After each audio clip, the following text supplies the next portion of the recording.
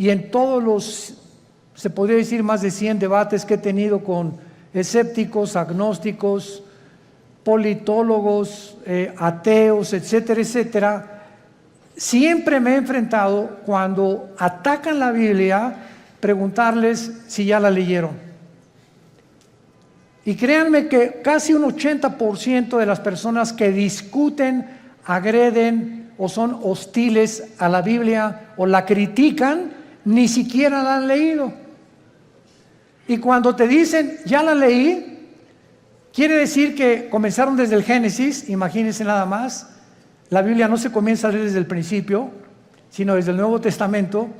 Y te dicen, ya la leí, o sea, leí los 66 libros en 3 o 4 meses y con eso ya entendieron los secretos de Dios. Qué tremendo, ¿verdad? Entonces es importante que esto lo tengamos nosotros como base, porque estos secretos que pertenecen al mundo espiritual, a Dios le ha agradado revelárnoslos a nosotros. Cuando Jesús comenzó a hablar en parábolas, Mateo 13, Marcos capítulo 4, etcétera, etcétera, les dijo a ustedes, a los discípulos, a los que me siguen, les he dado a entender las cosas que estoy contando en las parábolas. Que el sembrador salió a sembrar, que el trigo, la cizaña, las aves del cielo, la tierra, etcétera, etcétera, que la gente ni siquiera entiende, tenían un trasfondo espiritual dado a los que siguen a Jesús. Entonces, si tú eres una persona, o los que nos escuchan, que quieres respuestas, por ejemplo, ¿por qué Dios permitió el mal en el universo? ¿Por qué, si Dios sabía que Adán y Eva iban a pecar, por qué los creó sabiendo como omnisciente que es Dios, etcétera, etcétera? No vas a tener respuestas hasta que comiences a seguir a Jesús, porque a Dios no le interesa enriquecer tu conocimiento intelectual, sino cambiar tu vida, transformar tu vida. Entonces les dijo a los discípulos, ustedes que ya me siguen, a ustedes les voy a dar a revelar y a que entiendan, les voy a abrir el entendimiento para que comprendan las cosas que la gente común y corriente, por muy inteligente que sea, no las puede entender. El libro del Apocalipsis, que es el 66º libro de la Biblia, es un libro lleno de símbolos. Y todos estos símbolos que aparecen en el Apocalipsis aparecen en el Antiguo Testamento. Casi la mitad de las citas del Apocalipsis vienen del Antiguo Testamento. Entonces, si yo quiero entender en el Apocalipsis qué significa Babilonia, o los 10 cuernos, o las 7 cabezas, o quién es la bestia, necesito tener un conocimiento anticipado del libro de Daniel, del libro del Génesis y del libro de Ezequiel, principalmente para yo poder interpretar o enseñar el Apocalipsis. Entonces, vamos a abordar en esta mañana, en esta serie que me ha parecido de veras maravillosa, y yo mismo estoy asombrado cada vez que descubro más y más misterios en la Biblia, el misterio de Babilonia. En la Biblia hay 2 palabras, 2 ciudades que se mencionan más que cualquier otra nación de toda la historia. Y la primera es Jerusalén. Es la que más se menciona desde el Génesis hasta el Apocalipsis. Y la segunda es Babilonia.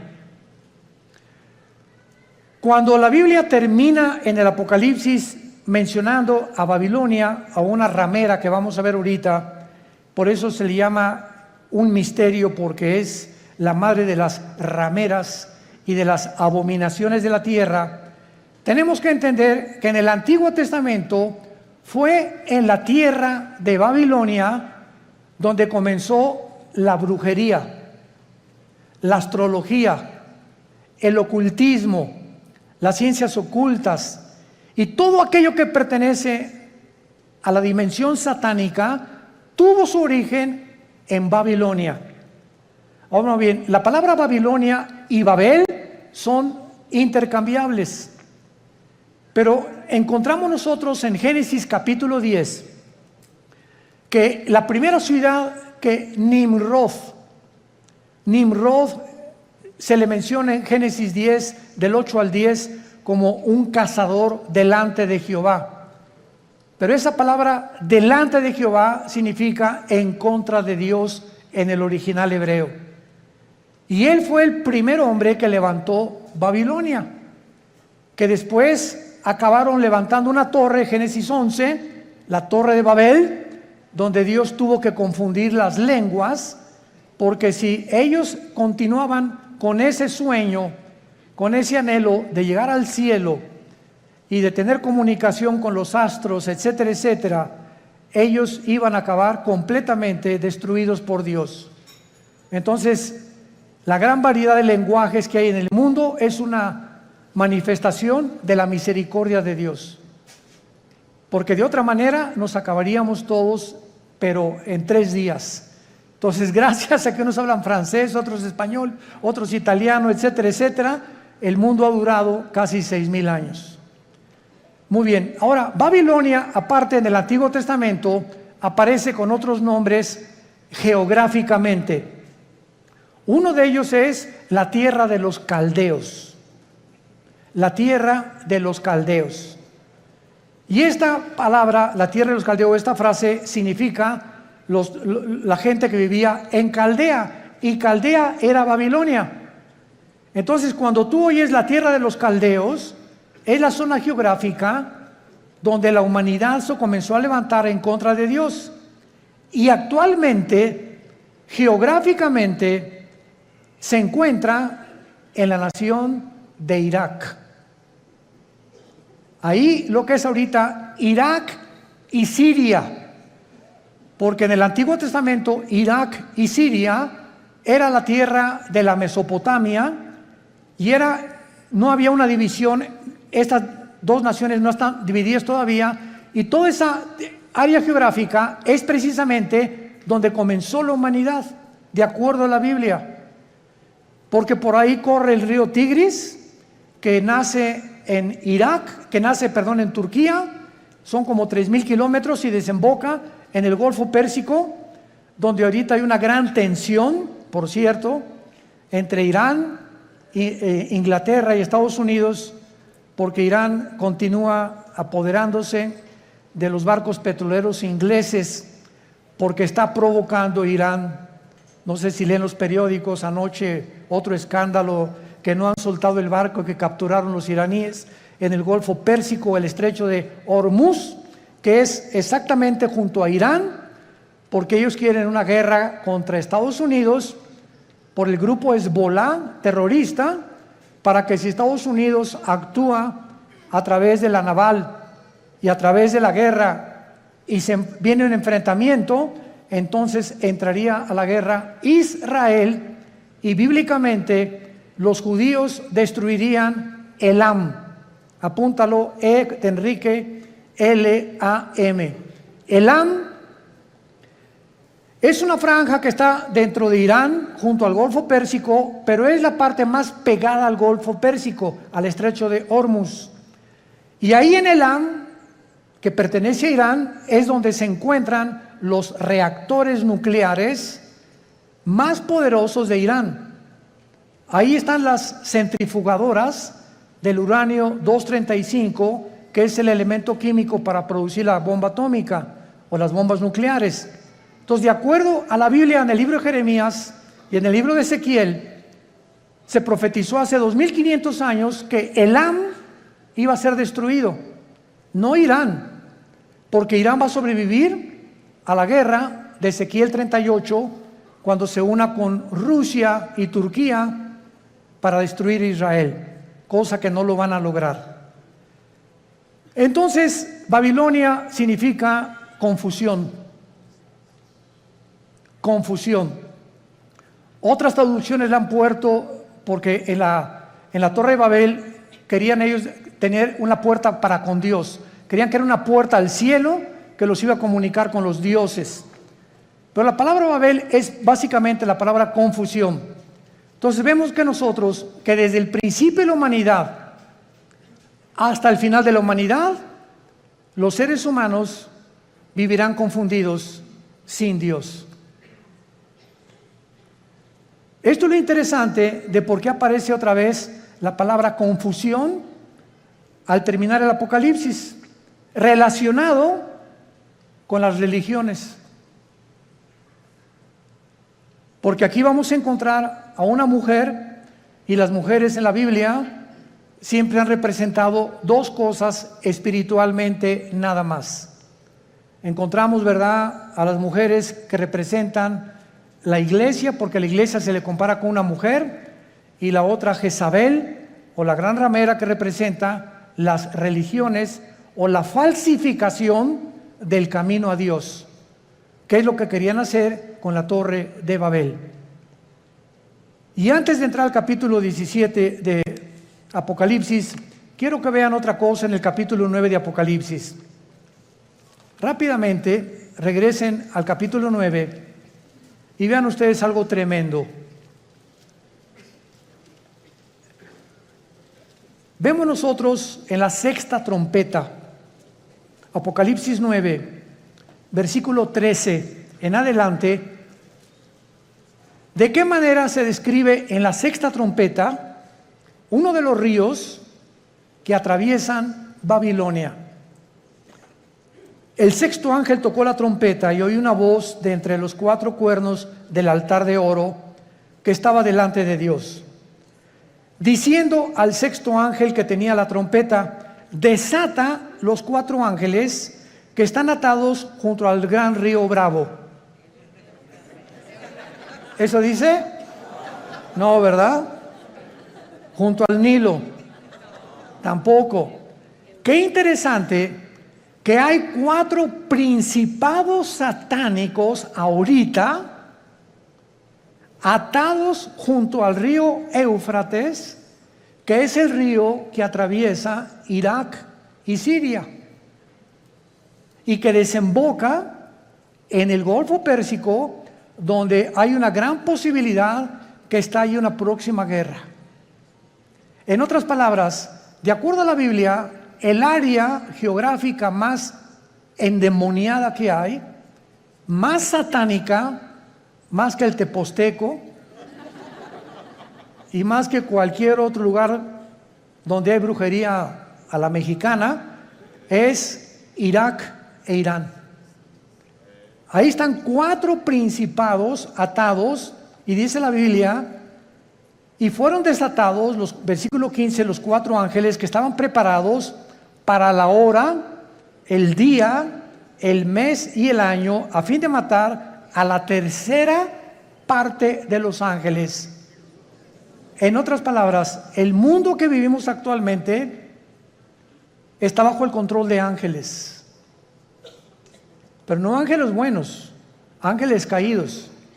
Y la Biblia nos corre las cortinas y nos muestra que en esta época que estamos viviendo, que ya se va a acabar, vamos a entrar a donde ya los ángeles caídos serán completamente derrotados, y entrará Cristo con la iglesia a gobernar el mundo por 1000 años, después la Nueva Jerusalén, después la eternidad. Pero dice Hebreos capítulo 2, Dios no sujetó el mundo venidero a los ángeles. O sea, el mundo que viene después del de nosotros, ya los ángeles no van a tener parte, ahorita sí la tienen.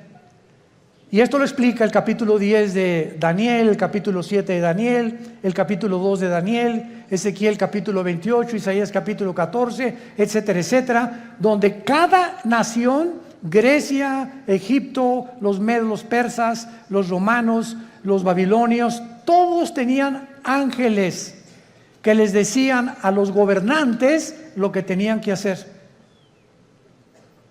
Y eso el mundo pues no lo sabe, ¿verdad? Por eso se nos manda a orar por nuestro gobierno, porque hay ángeles que están influenciando tremendamente los asuntos del mundo terrenal donde tú y yo vivimos. Muy bien, vayamos pues a Apocalipsis 17 y veamos este conflicto y este misterio que vamos a resolver que es el primero de Babilonia. Vino entonces uno de los 7 ángeles que tenían las 7 copas y habló conmigo diciéndome: ven acá, te mostraré la sentencia contra la gran ramera, la que está sentada sobre muchas aguas. Brínquense al versículo 18. ¿Quién es la ramera? Y la mujer que has visto es una ciudad. ¿Ven cómo la Biblia se interpreta a sí misma? No es de interpretación privada la Biblia. La misma Biblia se interpreta a sí misma. Y la mujer que has visto es la gran ciudad que reina sobre los dioses de la tierra. O sea, antes de seguir abordando, la Biblia profetiza en este capítulo que vendrá una ciudad que se va a levantar en el mundo religiosa. Y que esta ciudad religiosa está mezclada con la política. Y que al mismo tiempo esta ciudad va a gobernar la política durante 3 años y medio, y la política que va a reiniciarse con el anticristo va a matar a la mujer, o sea, va a incendiar esta ciudad, y entonces los últimos 3 años y medio de la gran tribulación vendrá la persecución del anticristo. Entonces, los primeros 3 años de la tribulación, la persecución es religiosa. Y los últimos 3 años es política. Y esto es interesantísimo, porque la unión de la religión con la política ha sido durante toda la historia. Un ejemplo, para que no se empachen. ¿Cuáles son los 2 poderes que mataron a Cristo? Los 2 espíritus que mataron a Cristo. El espíritu religioso, no fue el espíritu comunista, ni socialista, ni el espíritu ateo, fue el espíritu religioso y el espíritu político. Cuando salió Pilato ante el pueblo, le gritaron los líderes religiosos: crucifícale. El poder religioso, representado por los fariseos, influyó en el poder político de Pilato. Él representaba como procurador, y Pilato se lavó las manos y dijo: es que yo no encuentro ningún mal en este hombre. Y entonces ellos comenzaron a gritarle: crucifícale, crucifícale y entréganos a Barrabás. Porque la costumbre era que cada Pascua se soltara a un preso político. Entonces vemos nosotros cómo el poder político cede a la presión del poder religioso, y entre los 2 se encargan de matar al Mesías del mundo. Y desde entonces, antes y por toda la historia, vemos todos los emperadores con brujos. Siempre los emperadores y los presidentes y los gobernadores siempre han tenido personas del mundo del ocultismo. Dichosos los que se han salvado y han tenido cristianos de consejeros, pero siempre han estado consultando a los brujos, a los astrólogos, a los ocultistas. Los invitan a sesiones espiritistas para que invoquen espíritus, pero la unión entre el mundo religioso del oculto, lo vamos a descubrir. El mundo religioso pertenece al ocultismo. Se van a sorprender de muchas cosas, y por eso es tan satánico, porque es el que controla el gobierno político. Y así ha sido durante toda la historia. Y cuando el anticristo, antes de que él pueda tomar el poder del mundo, va a necesitar, Apocalipsis 13, al falso profeta. ¿Quién es el falso profeta? Va a ser un líder religioso que va a unir a todas las religiones del mundo en una sola.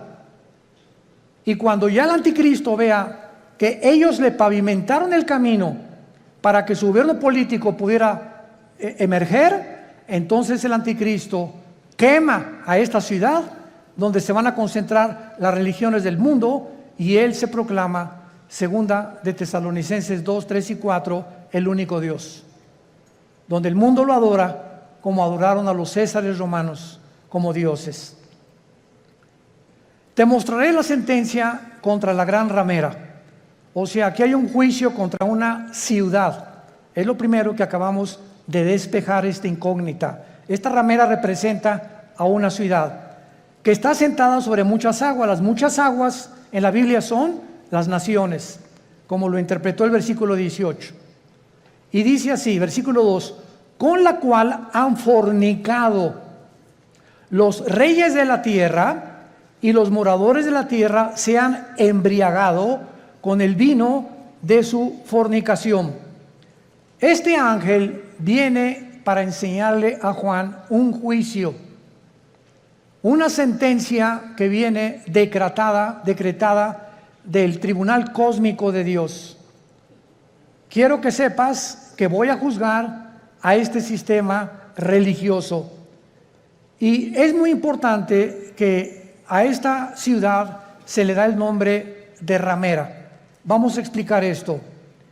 La palabra prostitución en la Biblia es una palabra que puede tener un uso apropiado cuando algo lo apropias de la manera correcta, o un uso inapropiado. Cuando el sexo se vende, o cuando alguien entrega su cuerpo a cambio de algo, se llama prostituirse. Entonces, cualquier persona que tenga relaciones sexuales porque va a recibir ya sea dinero o una mejor posición, o porque el jefe de tu trabajo te invitó a Acapulco porque te va a ser su secretaria particular con el doble de sueldo, tú te estás prostituyendo. Pero no solamente en ese aspecto se puede usar la palabra prostituirse, también se puede usar en el ministerio cristiano. Cuando, por ejemplo, un pastor sabe que un miembro de su iglesia vive en adulterio, y viene la esposa y nos dice, mi esposo vive en adulterio, pero resulta que don Pancho, el que vive en adulterio, el gordito rabo verde sinvergüenza, fue el que puso el techo de la iglesia, y es el que más diezmos está dando.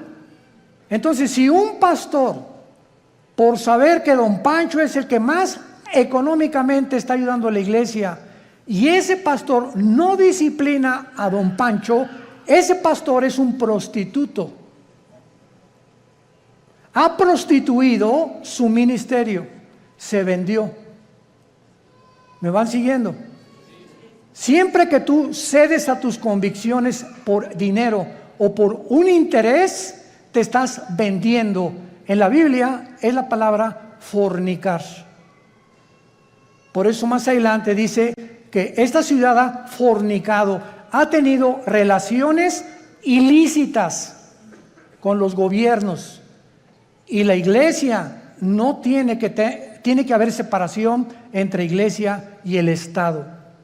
La separación gubernamental y políticamente entre la iglesia y el Estado es beneficiosa, es saludable, porque ningún Estado, ningún gobierno puede imponer. Hagan de cuenta que en México surge un presidente cristiano. Este presidente de ninguna manera debería atreverse a imponer el cristianismo en la República Mexicana, porque se coartaría la libertad, porque todos somos libres de manifestar las creencias en las cuales nosotros creemos.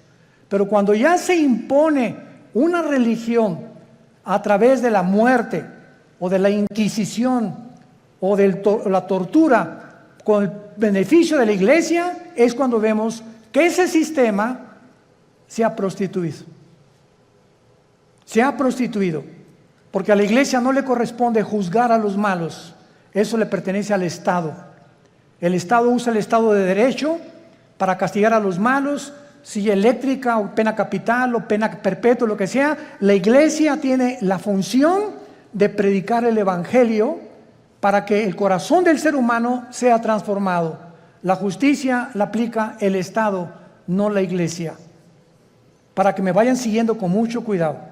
Esto es muy importante, porque el otro día escuché una conferencia de un grande teólogo que me sorprendió con lo que dijo, y me dice, de todos los países a los que yo he visitado en Latinoamérica, el más inculto y el que más ignorante es de todo lo que está pasando, México lindo y querido. Sentí algo bien feo aquí adentro de mí. Se considera el país más ignorante y más inculto de todo lo que está pasando políticamente, religiosamente, etc. Como que si al mexicano no le importa más que el Calimán y las telenovelas y el América, desde luego. Además vive el América. Bueno, pero esto es tremendo, ¿verdad? Y otra cosa que también me sorprendió es que un análisis que hizo las Naciones Unidas fue que en Europa el promedio de la gente normal, desde los 10 años de edad hasta los 25 o 30 años de edad, cualquier europeo de cualquier nación de Europa ha leído antes de los 25 años por lo menos 6, 7 libros al año. Y en México, 1 al año. Y con trabajo no lo acabaron. ¿Se imaginan? Estamos con el esto, con el Calimán, la televisión, ausentes completamente de cultivar nuestro espíritu, nuestra mente intelectual. Me gradúo de abogado y jamás me vuelvo a meter a la jurisprudencia ni a los libros. Me gradúo de médico, no me actualizo con todos la tecnología impresionante en la medicina que hay actualmente. Por ejemplo, no sé cuántos de ustedes han notado que ya no uso lentes. Asústame. No es para que se asusten, ¿verdad? Pero es increíble. Tengo como 40 años usando lentes. Yo tenía hipermetropía, estigmatismo y no podía leer. Ahorita tengo una visión de 20/20, impresionante. ¿Saben lo que me hicieron? Resulta que ahí en Dallas, Texas, está uno de los médicos oftalmólogos que trajo el rayo láser. Pero a mí no me hicieron nada más el rayo láser, sino que me hicieron 2 implantes de la oftalmología, 2 implantes intraoculares. O sea, me metieron 2 ojos. O 2 lentes, no sé. Y cuando yo le pregunté al oftalmólogo después, duró 16 minutos la cirugía. Primero uno y como al mes me hicieron el otro. Y le dije, bueno, ¿cómo está esta explicación? Y me dice, mira, hay 5 tipos de lentes. El que te metimos a ti se llama ultralight. ¿Qué significa esto? Con un rayo láser te perforamos una incisión milimétrica y por un tubo te metimos un lente envuelto como un taco. Y entró el lente y dentro de tu ojo se abrió como una tortilla. Y entonces se tiene que ir pegando a la parte de atrás, al tejido, y en ese momento, bueno, me dieron entrenamiento, ¿verdad? Todos los días me dieron que tenía que hacer una pluma así, acercármela a todo, nomás como 50 o 100 veces hasta que ya pudiera ver de cerquito. Ahorita ya no necesito nada, ya puedo ver de lejos, ya la luz casi no me molesta. Pero es impresionante la tecnología de la oftalmología y de todas las demás ramas de la ciencia del siglo XXI.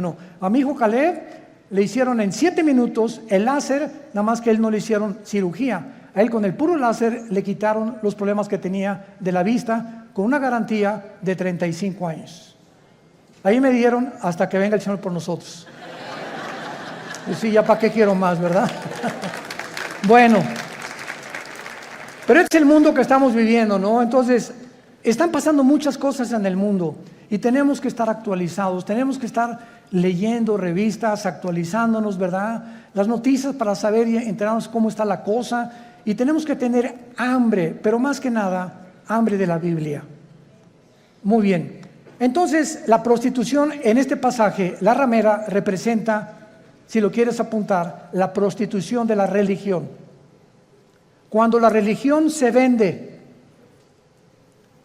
cuando la religión ofrece, dame dinero y tu hijo va a ser sanado, dame dinero y la maldición se irá de tu casa, o manda dinero y vas a recibir a cambio algo. Esta religión está negociando la salud y se está prostituyendo. Porque la Biblia dice que Dios ama al dador alegre, no por necesidad, ni por coerción, ni por amenaza, ni porque si no mandas, la maldición de Tutankamen caerá sobre tu casa. Ahí es cuando vemos la prostitución de la religión. Hace poco acaban de capturar a un hombre, ¿verdad?, en Estados Unidos, líder de una secta que se llamó La Luz del Mundo en México, que no se imaginan ustedes, ¿verdad? No son millonarios, son multimillonarios. Y lo más asombroso es que el 70% de las gentes que van a estos millones de personas que pertenecen y el dinero que tienen, son gente humilde, son gente de pobres, o sea, de la clase indígena y de casi, como decía Cantinflas, desleídos y deslustrados. No son muchos profesionistas ni mucho menos. Y estas personas, ¿verdad?, tenían comandos armados. Cuando ese hombre viajaba con guardaespaldas, con ametralladoras, etcétera, etcétera. Y llegó a convencer a la gente de que él era Dios. Y cuando él entraba a la iglesia había un trono literal, donde él se sentaba con muchachas junto y muchachas por acá a los lados, y entraba y lo comenzaban a adorar como Dios. En otras palabras, él estaba vendiendo, prostituyendo la religión. Y así hay cantidad de sectas, e inclusive se puede dar en iglesias cristianas. Cuando los líderes, vuelvo a repetir, por causa del dinero o por conveniencia del dinero, se venden y sus convicciones las crucifican para poder obtener lo que ellos están ofreciendo mediante milagros. Este es el problema de las religiones que se prostituyen. Muy bien. Y esto es lo que sucede en Apocalipsis 17, como lo vamos a ir viendo, una ciudad prostituta que ha fornicado, dice el versículo 2, con los moradores de la tierra. Y más o menos ustedes ya pueden irse dando cuenta de quién estamos hablando. La única, para que ustedes estén enterados, sin afán de ofender a nadie, la única religión que existe en el mundo, la única que tiene un lugar en las Naciones Unidas, es Roma. La única religión que durante 18 siglos en Europa no permitía que los reyes se casaran más que con los que ellos autorizaban. La única religión que exigió que si no te convertías a Roma durante 350 años, nombró un papa a Torquemada, un hombre español, con la Inquisición, donde los abrían los cuerpos, les quitaban el pelo, los rapaban, pero con todo y la piel, les sacaban los ojos, los sentaban en estacas, los quemaban vivos a judíos y a cristianos, porque no aceptaron que Roma es la única religión que salva. Y hasta el siglo XXI, los estatutos romanos continúan enseñando lo mismo. Fuera de Roma no hay salvación. Esto es impresionante. Cuando yo tenía 12 años de edad, les he contado a muchos, fuimos educados, mi hermano Alejandro y yo, en colegios lasallistas, San Juan Bautista de La Sal. Y a los 13 años vivíamos en Acapulco, entré al seminario, yo quería ser cura, porque nos enseñaron los hermanos lasallistas en aquel tiempo el latín, en aquel tiempo éramos acólitos, el cura daba la misa en latín, cuando entraba supuestamente al altar, ¿verdad?, entraba y decía, introibo al altar de Deu, Justifica Juventudes Juventudes Meam, me introdujo al altar de Dios a ofrecer los sacrificios por los vivos y por los muertos. Ya le contamos en latín los acólitos. Y cuando uno de los grandes dirigentes ahí llegó a visitarnos al seminario, nos dijo, ustedes están ya en el tiempo de hacer un voto de celibato sacerdotal. Y pues éramos como 10 o 12 muchachos de 14, 15 y 6 años de edad, y nos volteamos todos a ver qué significa el voto del celibato sacerdotal. Entonces nos dijo este prelado religioso: significa que ustedes tienen que hacer un voto que nunca se van a casar y que su única fidelidad va a ser a Roma, nada más. Oiga, ¿y por qué no quiere que nos casemos? Porque si se casan, el dinero lo gastan en la familia y ya no lo mandan a Roma. Esa es la razón por la cual no les conviene que se casen. Cuando la Biblia ordena, 1 Timoteo capítulo 3, en cualquier Biblia que veas, que los que sirven a Dios de tiempo completo se casen, a menos que tengas el don de continencia. Pero esto es increíble. Ahí fue cuando yo me decepcioné, ¿verdad?, de la religión. Lloré, le dije a mi papá: ya no creo en nadie, y me hice ateo. A los 17 años ingresé al Partido Comunista, me uní a la dialéctica materialista, a estudiar el Capital de Marx, de Engels y de todos los grandes líderes, Lenin, que la llevó a la práctica en la revolución bolchevique, etcétera, etcétera, hasta que cuando me convertí, yo estaba a punto ya de casi quitarme la vida, de la depresión a la que yo había llegado, de la decepción y de todo, que ya nadie me convencía, cuando mi hermano Alejandro me presenta a Jesús como el camino, la verdad y la vida. Y yo supe, cuando encontré a Jesús, que era la única razón por la cual yo debía seguir viviendo. Y le prometí desde ese día, fue marzo de 1974, que yo le entregaría mi vida y que lo quería servir. Y desde entonces no lo he dejado de servir, por la gracia de Dios. Bueno, ahora muy bien. Vean rápidamente en el Antiguo Testamento, en Jeremías capítulo 2, de qué forma en el Antiguo Testamento se menciona la fornicación física o la prostitución, así como material o terrenalmente. Una mujer se puede vender por dinero, la cual se le llama prostituirse o prostituirse, o un hombre también. Espiritualmente, Dios usa el mismo término cuando tú le dejas a Él por los ídolos, o cuando dejas a Dios por otras cosas más importantes que Él. Dice Jeremías capítulo 3. Dicen: si alguno dejare a su mujer, yéndose esta de él, y se juntare otro hombre, ¿volverá a ella más? ¿No será la tierra del todo amancillada? Tú pues, le está hablando Dios a Israel, has, ¿qué cosa? Fornicado con muchos amigos. Pero no se está refiriendo Dios a la fornicación física sexual. Veámoslo. Mas vuélvete a mí, dice Jehová, alza tus ojos a las alturas y ve en qué lugar no te hayas prostituido. Junto a los caminos te sentabas, para ellos como árabe en el desierto, y con tus fornicaciones y con tu maldad has contaminado la tierra. Por esta causa las aguas han sido detenidas y faltó la lluvia tardía, y has tenido frente de ramera y no quisiste tener vergüenza. Dios acusa a Israel de fornicar con los ídolos, que es lo mismo cuando un hombre se va con una mujer que no es su esposa, o cuando un muchacho tiene relaciones con su novia sin casarse, está fornicando. Ella se está entregando a él, o por conveniencia, o él con ella. Se están prostituyendo los dos. Y cuando tú espiritualmente dejas a Dios y abrazas cualquier otra área de la vida por olvidarte la palabra de Dios, has prostituido tu llamado. Estás fornicando. En otras palabras, en la Biblia, la idolatría se le compara con la fornicación sexual.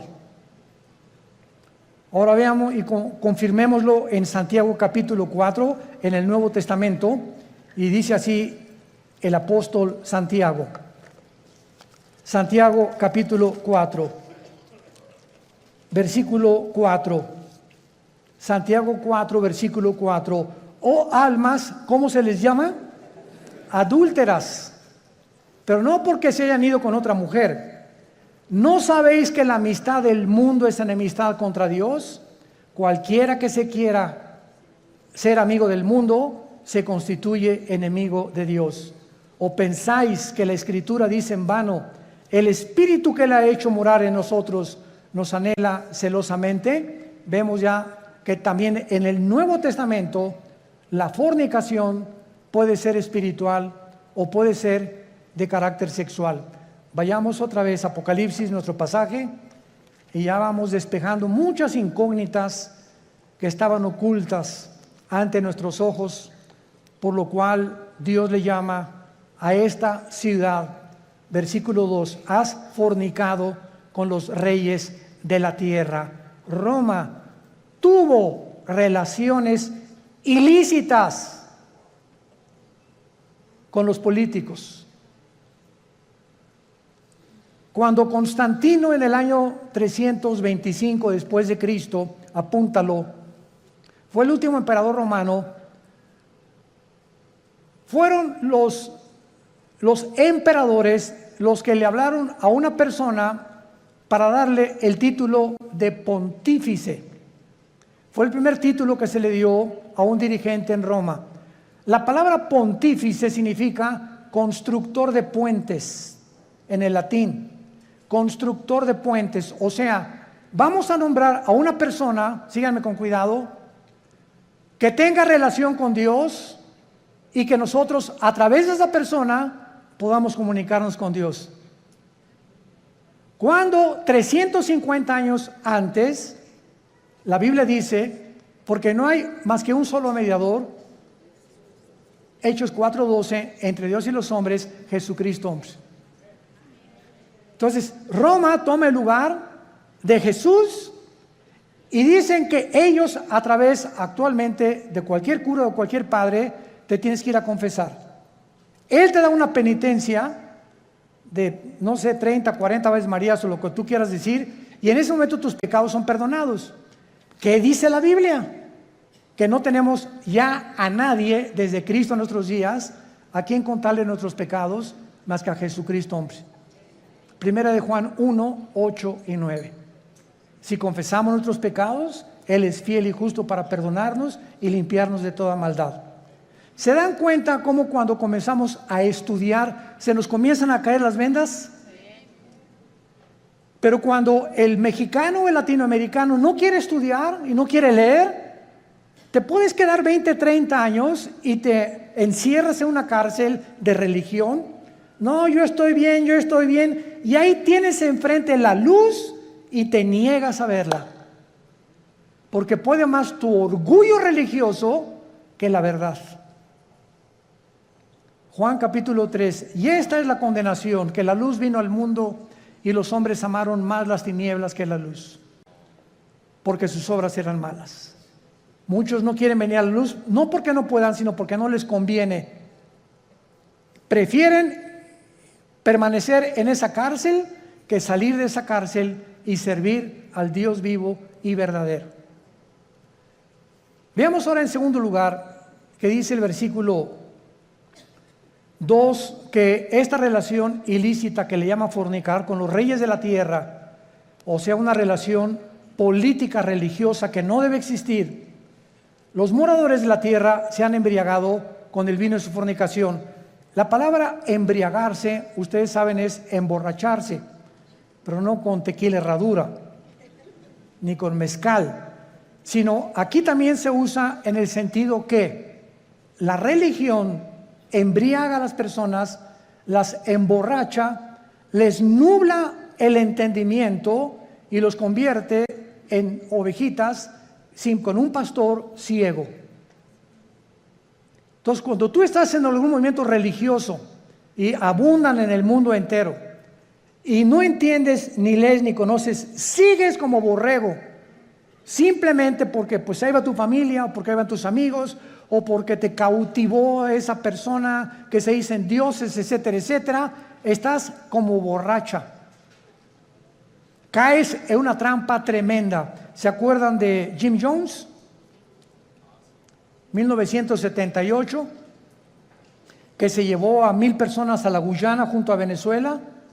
¿Se acuerdan de David Koresh, que en Waco, Texas, dijo que él era el ángel del Apocalipsis? ¿Se acuerdan de Juan Carlos Miranda? Recientemente, que dijo que él era primero el anticristo, pues que era Jesucristo. Y así este señor de la luz del mundo, que dijo que él era también el único que debían de adorarlo. Y cuando llevaba en su haber 7 o 4 niñas violadas, ¿qué le pasa al mundo? Te puedes preguntar, ¿no? O sea, qué fácil somos engañados. Qué fácil es caer en una secta por no estudiar. Mi pueblo pereció porque no tuvo conocimiento. ¿Ven la importancia de prepararnos? Ahora veamos aquí en el versículo 3 que el Espíritu Santo traslada o transporta a Juan a un desierto. Y ahí en el desierto tiene una visión tremenda el apóstol Juan. ¿A quién ve a Juan? ¿A quién ve? A una mujer sentada sobre una bestia escarlata. El color escarlata es el color de los dragones. Es un color rojizo, que es el color que se asocia con la sangre, con la guerra y también con Satanás. Entonces vemos ahí una mujer sentada o montada sobre una bestia escarlata. Y esta bestia tenía llena de nombres de blasfemia, que tenía 7 cabezas y 10 cuernos. Nuestro paso actualmente ahorita es tratar de descifrar qué significa la mujer sentada sobre esta bestia. Muy bien, esta bestia en el versículo 8 nos da la interpretación. La bestia que has visto era y no es, y está para subir del abismo e ir a perdición. Número 1, esta bestia es el nombre que el Espíritu Santo le da a una imagen o a un principado satánico que ya había existido antes en el mundo. ¿Se acuerdan de los 4 ángeles atados junto al río Éufrates? ¿Quiénes creen ustedes que sean esos 4 ángeles? Porque si estaban atados, no es porque vivían en Disneylandia, ¿verdad?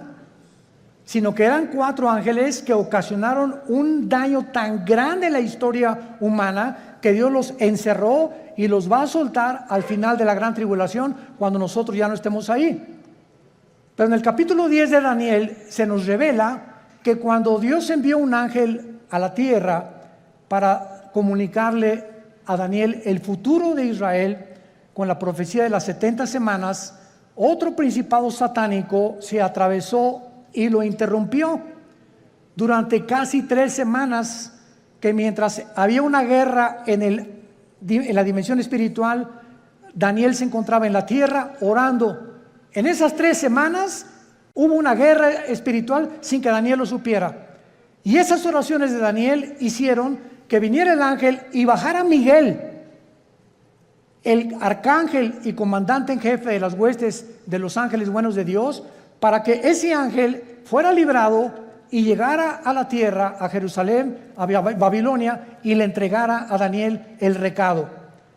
Y entonces ahí el ángel le dice a Daniel: me detuvo el ángel de Persia. En otras palabras, el principado que estaba gobernando el imperio pérsico, que es el imperio de Irán, porque en 1935 se le cambió de Persia a Irán, era un principado satánico. ¿Y cuáles son los 4 imperios que Daniel menciona? Babilonia, los medos y los persas, los griegos y los romanos. Estos 4 ángeles del Apocalipsis de la 6ª trompeta son los 4 ángeles que estuvieron al frente de los más grandes imperios del pasado y que fueron imperios antisemitas. Y van a volver otra vez a resurgir. Pero aquí hay un ángel que está en el abismo. ¿Qué es el abismo?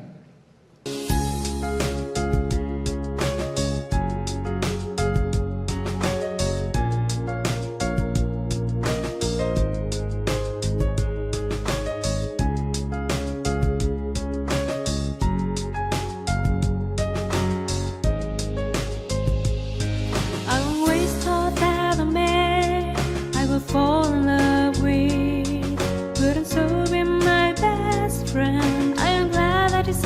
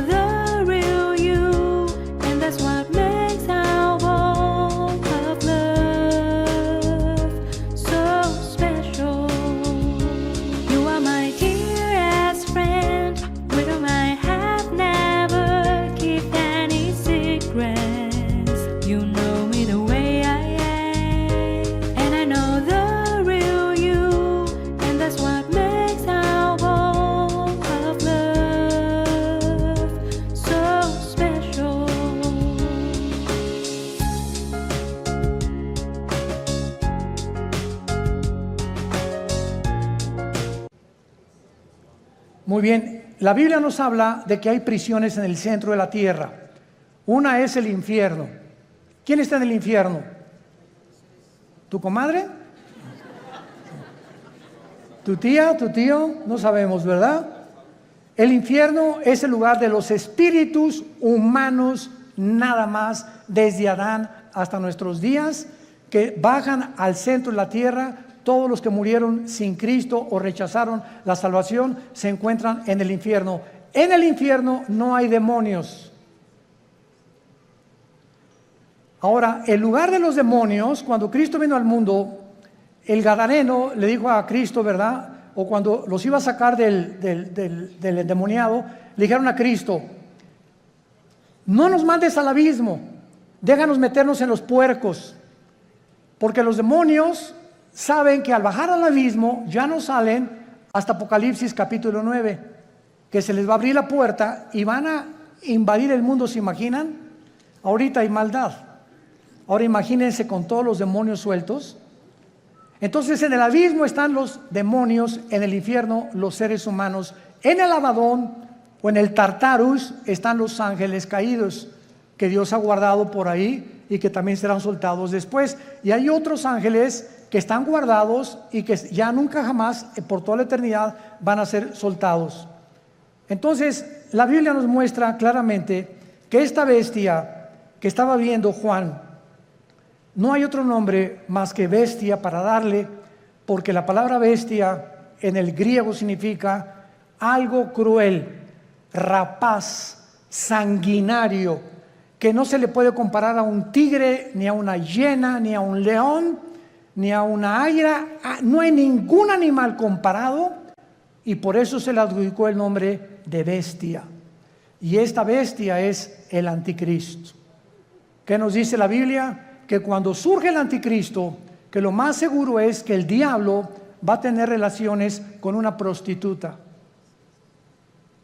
Y de esta relación van a ser el anticristo. ¿Cuándo entra el espíritu al cuerpo humano?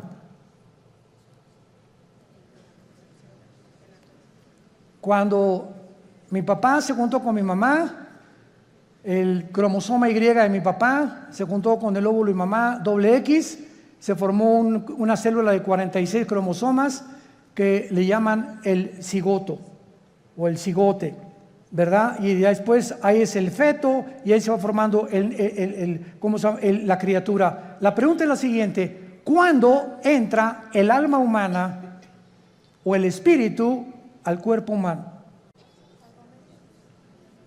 Esta pregunta ha hecho que los mismos científicos estén debatiendo actualmente cuándo se aborta y cuándo no se aborta.